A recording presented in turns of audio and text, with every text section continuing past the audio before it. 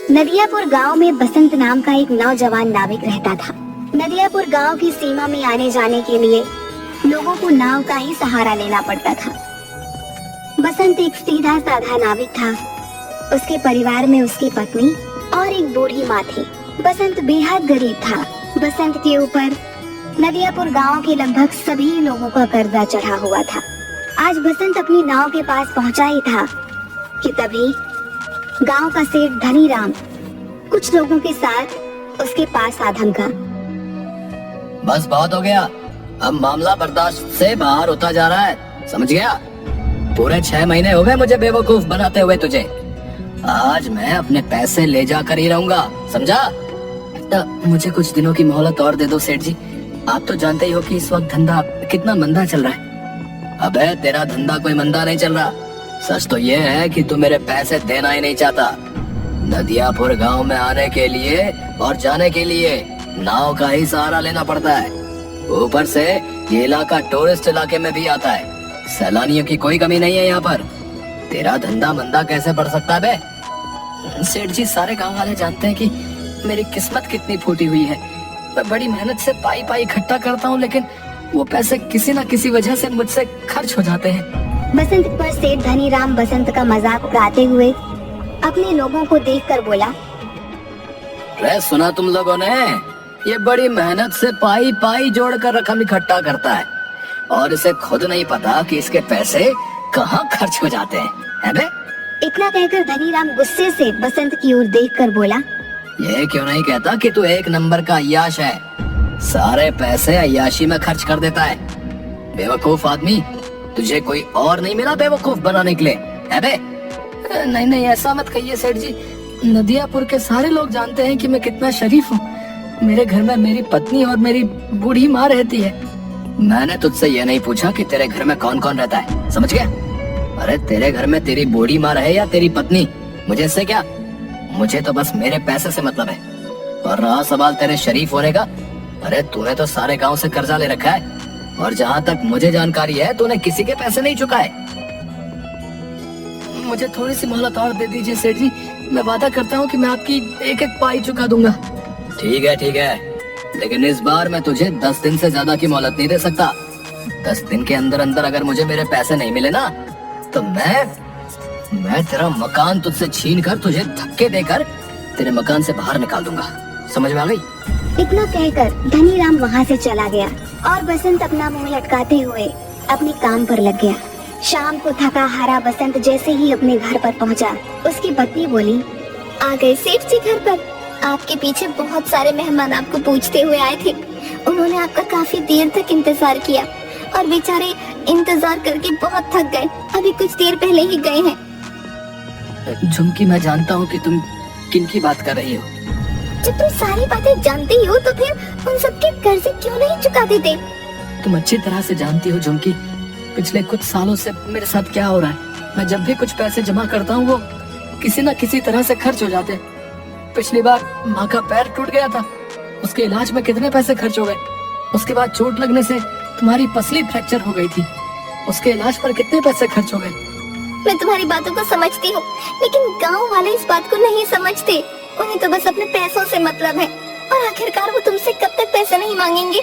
गांव का मुखिया धमकी देकर गया है, अगर तुमने गांव वालों के पैसे नहीं दिए तो वो तुम्हारी नाव छीन लेगा। और सेठ धनीराम मुझे धमकी देकर गया है कि अगर 10 दिन के अंदर मैंने उसके पैसे नहीं दिए तो वो मुझसे मेरा मकान छीन लेगा। मेरी समझ में नहीं आता कि अब मैं क्या करूं। मेरी समझ में नहीं आता, गांव में जितने भी नाविक हैं उन सब की ऐश की चांदी कट रही है। उन सब के मकान देखे हैं तुमने? ऐसा लगता है जैसे कि वो कोई नाव नहीं बल्कि कोई कंपनी चलाते हो। तुम सारा दिन नदी के किनारे क्या करते रहते हो? कितनी बार कह चुका हूँ चुमकी, टूरिस्ट मेरी नाव में नहीं आते। ये क्यों नहीं कहते कि तुम्हारी नाव में गांव के भूखे नंगे लोग ही आकर बैठते हैं? उनसे तुम्हें कितनी आमदनी होती होगी।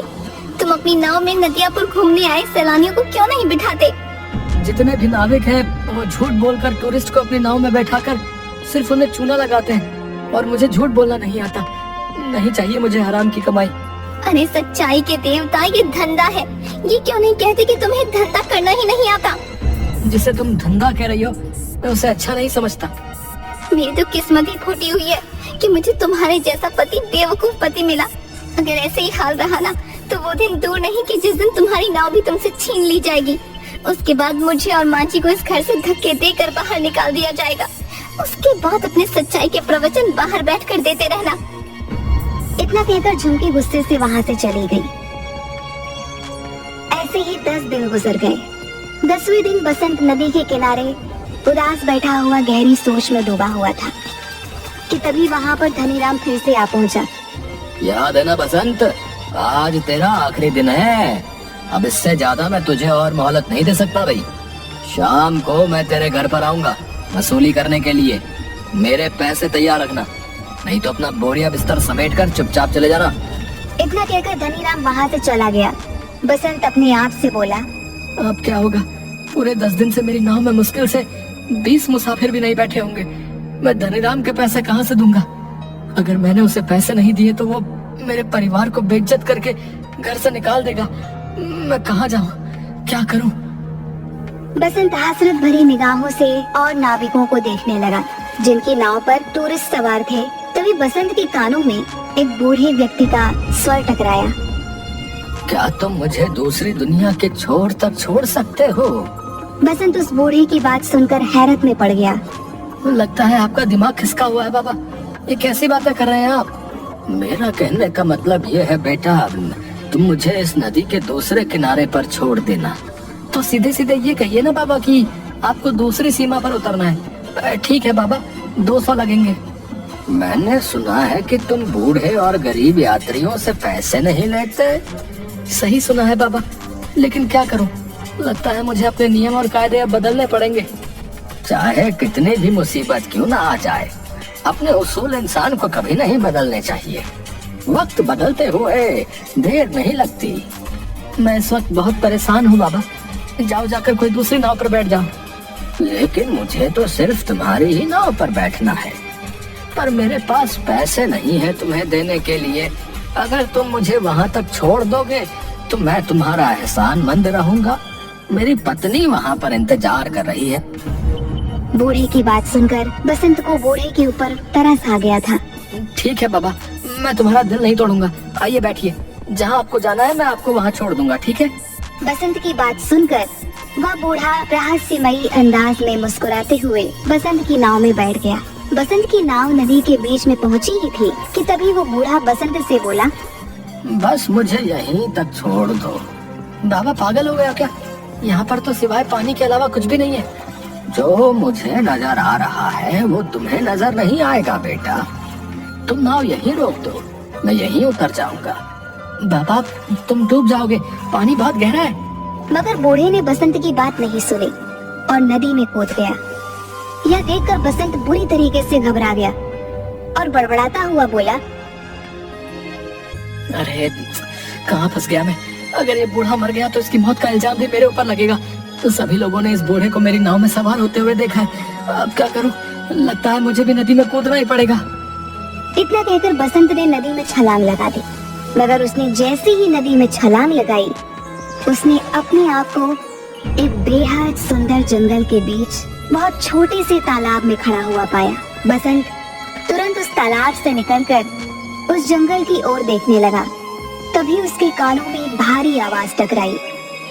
बेटा मेरी शाख थोड़ी सी झुक रही है, इसे थोड़ा सा सीधा कर दो, मुझे दर्द हो रहा है।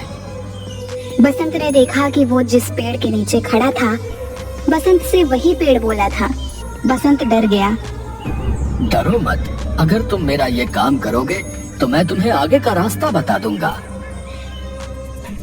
बसंत ने डरते डरते उस पेड़ की शाख ऊंची कर दी। तभी अचानक बसंत के सामने एक बेहद सुंदर सोने की सड़क बन गई। घबराओ मत, तुमने मेरी मदद की है, इस वजह से ही तुम्हारे लिए ये सोने की सड़क मैंने बना दी है। तुम यहाँ से सीधे राजमहल तक पहुँच जाओगे। लेकिन ये कौन सी जगह भाई? कुछ देर बाद तुम्हें पता लग जाएगा। तुम जिस रास्ते से यहाँ पर आए हो वो रास्ता सिर्फ शाही लोगों के लिए खुलता है। तुम जरूर कोई खास हो। कुछ दूर चलकर बसंत की नजर एक पेड़ पर गई, जहाँ पर लाल लाल सेब लटक रहे थे। अचानक एक सेब बसंत की ओर देखकर बोला, देख क्या रहे हो? अगर तुम्हें भूख लगी है तो मुझे खा लो। अरे वाह, ये मैं कहाँ आ गया? वो बूढ़ा जरूर कोई मायावी व्यक्ति था। नहीं नहीं, मैं जहाँ पर रहता हूँ वहाँ पर बोलने वाले फल नहीं होते। अगर वो बोलते तो हम बिल्कुल नहीं खाते। तुम वाकई बहुत दयालु लगते हो। तुम्हारा इस जादुई नगरी में स्वागत है। इस सोने की सड़क पर सीधे चले जाओ। कुछ ही देर में तुम महल तक पहुँच जाओगे।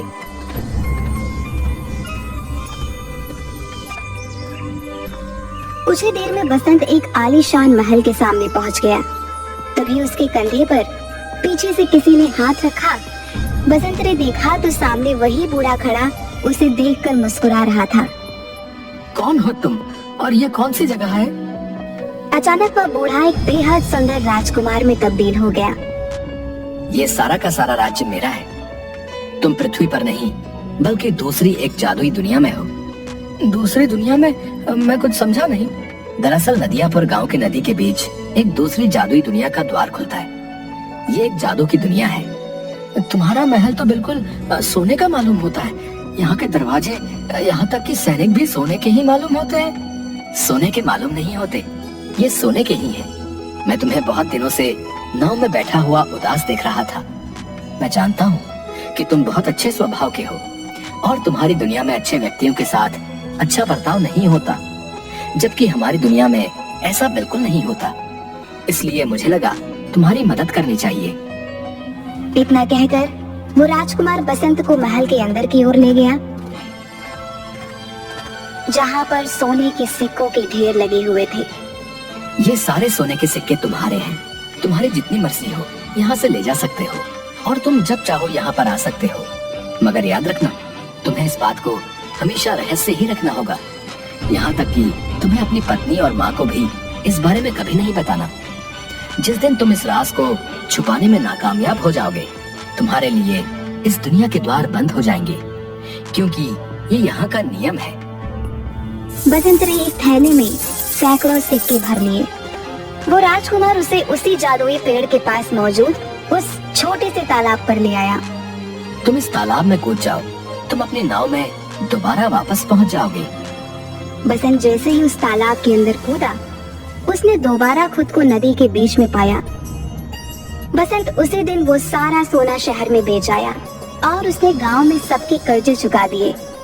देखते ही देखते बसंत नदियापुर का सबसे बड़ा सेठ बन गया। एक दिन बसंत की पत्नी ने बसंत से कहा, तुमने आज तक नहीं बताया जी कि आखिरकार तुम इतने ढेर सारे पैसे लेकर कहाँ से आए और तुम कुछ दिनों के लिए अचानक कहाँ लापता हो जाते हो? मैंने तुमसे कितनी बार कहा है झुमकी कि मैं इस बारे में नहीं बता सकता। इतना तो मैं जानती हूँ कि तुम कोई गलत काम नहीं कर सकते। अगर तुम नहीं बताना चाहते तो शायद इसमें ही हम सबकी भलाई होगी। बसंत की अमीरी देखकर धनी राम अंदर ही अंदर जलने लगा।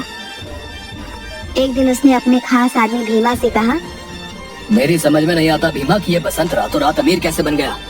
मैं सोच रहा था कि इसके मकान और उसके नाव पर कब्जा कर लूंगा, लेकिन इसने तो मेरे सारे पैसे लौटा दिए। सिर्फ आपके ही नहीं सेठ, उसने सारे गांव वालों के पैसे लौटा दिए। आज गांव में सबसे आलीशान हवेली उसकी बनी हुई है, और तो और नदियापुर में सारी नाव का मालिक बसंत ही है। हाँ मुझे पता है, और वो टूरिस्ट से बहुत कम पैसे लेता है, और गांव के लोगों को तो वो मुफ्त में ही नाव में बैठाने का काम करता है। मेरा धंधा भी चापट हो गया। दाल में जरूर कुछ ना कुछ काला है। जाओ जाकर पता करो कि आखिर माजरा क्या है। जाओ। मैंने पता कर लिया है। क्या मतलब? कुछ दिनों पहले मैं उसका चुपके से पीछा कर रहा था। अचानक मैंने देखा कि वो बीच नदी में कूद गया और कुछ ही घंटों के बाद वो वापस आ गया। उसके हाथ में एक थैला था जो सोने से चमक रहा था। बेवकूफ आदमी, ये बात तूने मुझे पहले क्यों नहीं बताई? इसका मतलब कि नदी के बीचों बीच जरूर कोई सोने की सुरंग है जो उसके हाथ लग गई है। मुझे अभी ले चलो वहां पर।